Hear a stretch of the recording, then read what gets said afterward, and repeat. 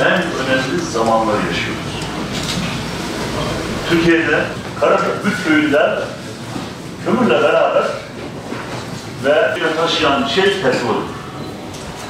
Temel olarak petrol. Ve yepyeni dinamiklere ihtiyacımız var. Bu iş yapılması gereken en esas görev üretimimizden sonra bir parseli açacağız. Arkada da arkadaş tüm parselleri hizmet. Ormataş Gıda İhtisas Sanayi'nin en karakteristik özelliği nedir derseniz, bir defa Güneydoğu Anadolu bölgesi içerisinde bu bölgenin doğusunda, ortasını da katabilirsiniz. Kuzeyinde hiç olmayan bir şey yapıyoruz biz şu an. Gıdanın organize şekilde sanayisini ortaya döküyoruz. Bu bölge için yeni bir şey. Olmayan bir şey. Ve olması gereken bir şey. Çünkü bu bölgedeki tarımsal ürünlerimiz, hayvancılık ürünlerimiz tamamı ham madde olarak üretiliyor ve burada 1500 kilometre memleketin batısına gidiyor.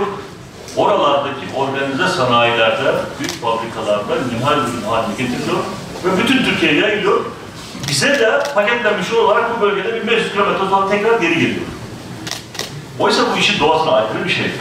Olması gereken şey, ham madde nerede üretiliyorsa bu işin nihai ürün haline getirilmesinin de paketli ürün haline getirilmesinin de orada olması lazım. Çünkü hepimiz biliyoruz ki ham madde üreticisi olarak zengin olunmaz.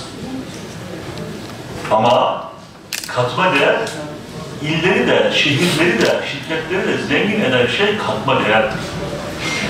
Katma değeri de biz kendimize bırakıyoruz bu şekilde. Katma değer de kendimize ait oluyor. Batman, sadece Batman değil, bölgesel olaraktan civarımızdaki bütün illerin bundan sonraki tarımsal ürünleri Oymataş Gıda İhtisas Organize Sanayi'de nihai ürün haline getirilecek ve bu bölgenin ham maddesi bu bölgede katma değere dönüşmek suretiyle bu bölgenin zenginliğine zengin kalacak. Birinci özelliği bu. İkincisi, bu organize sanayiler hamlemizin bu ilk etabını oluşturuyor. Birinci merhalesi.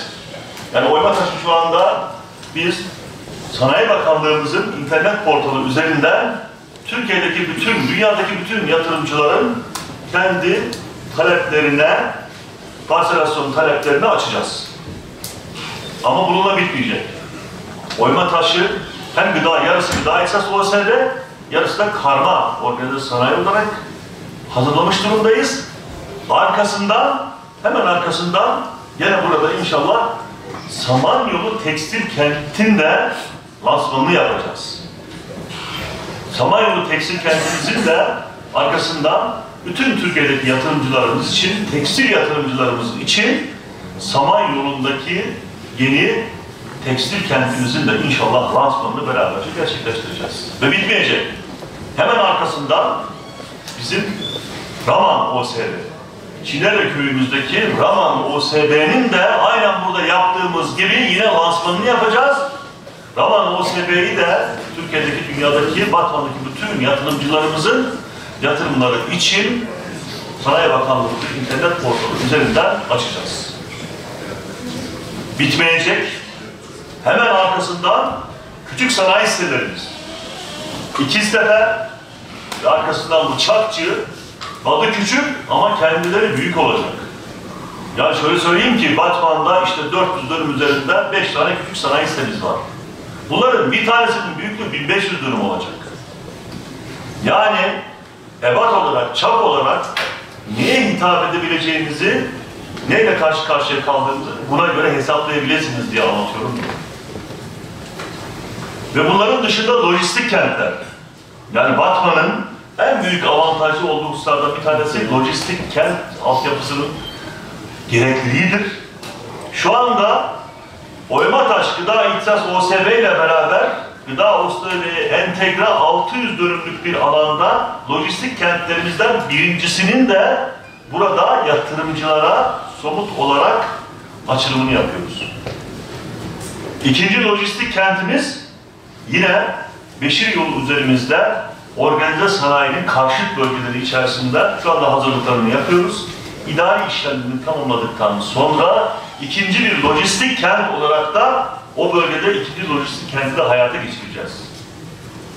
Ve bu da bitmeyecek. Hemen arkasından sera kentler.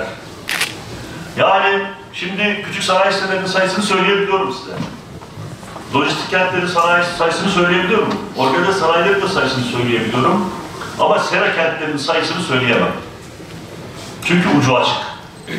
Yani şu anda öyle bir konumdayız ki biz bütün Batman Çayı Havzası boyunca sağlı sollu araziler üzerinde 22.500 dönümlük bir arazi var.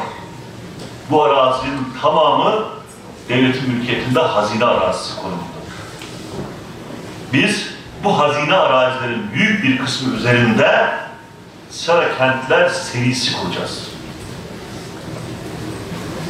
İlkini bizim Balpınar bölgemizde başlatacağız. Bismillah diyeceğiz. Sonra arkasından aşama bizim Malabari Köprüsü'ne kadar olan bölgenin tamamında seri halde sera kentleri hayata geçireceğiz. Bütün bunları topluca hepsini bir ve bütün olarak hayata geçirdiğimiz zaman ortaya ne çıkacak? Bütün şeyimiz de budur. Hikaye de bu aslında. Ne yapmaya çalışıyoruz biz? Ne yapmaya çalışmış olduğumuz şey, bu saatten sonra net şekilde adını da söyleyelim. Artık Batman'ı Batman olarak görmüyoruz. Bu saatten sonra hiçbir Batmanlının hedefi sadece Batman'la sınırlı değildir. Bu saatten sonraki bizim bir tek hedefimiz var. Bölgesel merkez Batman, merkez şehir Batman. Gerçek yatırımcıların dışında burada bu parsellerde, bu arsaların üzerinde yatırım yapma düşüncesinin dışında aynen arsayı alayım daha sonra satarım düşüncesiyle bunu yatırım unsuru değil, rant unsuru halinde düşünen insanların varlığından hep bahsediliyor. Buradan şunu herkese ama herkese net şekilde ifade ediyorum.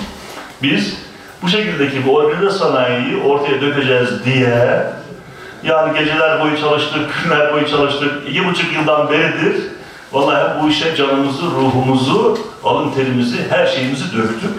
Ben bir tane parseli dahi gerçekten yatırımcı olmayan hiç kimseye vermeyeceğimizi, bu şekildeki bir parsel tahsisine asla müsaade etmeyeceğimizi net şekilde buradan söylüyorum. Eğer bundan dolayı kırılacak, dökülecek kişiler var ise otomatik olarak şimdiden söylüyorum, kırılsınlar, dökülsünler, umurumuzda dahi değildir. Bizim gerçek yatırımcıya, gerçek istihdam üretecek insanlara ihtiyacımız var. Bunun dışındaki hiç kimse boşuna zaman vakit harcamasın. Bu şekildeki parsellerden bir tane parseli dahi bu şekildeki insanlara tahsis etmeyeceğimizi herkes de bilsin. Evet Zeynep Hanım, teşekkür ediyoruz sizlere.